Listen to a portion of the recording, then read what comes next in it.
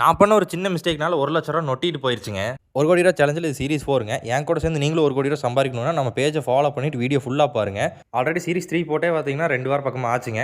ஏன் நம்ம video update பண்ணாம இருக்கிறோம், நம்ம ஷெட்டுக்குள்ள வந்து காட்டுப்பூனை வந்துருச்சுங்க. எதனாலன்னா நம்ம ஷெட்டுக்கு ஃபுல்லா சைடுல கவர் பண்ணாம இருந்திருப்போம். அது ஒரு பெரிய தப்பா போச்சுங்க. அந்த ஒரு ₹20,000 ₹18,000 செலவு பார்த்துட்டு நம்ம விட்டதுனால ஒரு ₹1,00,000 மேல லாஸ் ஆகி போச்சுங்க.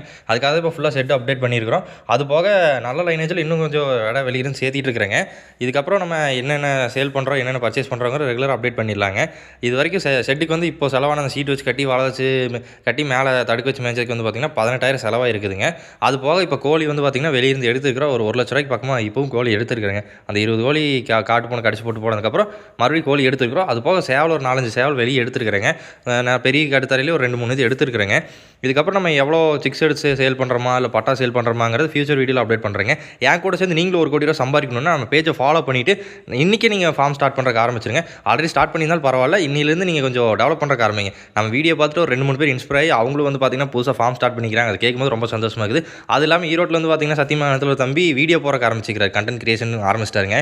அதை கேட்கும்போது சந்தோஷமாக இருக்குதுங்க. ஏன்னா நம்மளால ஒருத்தர் சக்ஸஸ் ஆனால் அது நம்மளுக்கு கிடைச்ச வெற்றியாக தான் நம்ம பார்க்கணுங்க.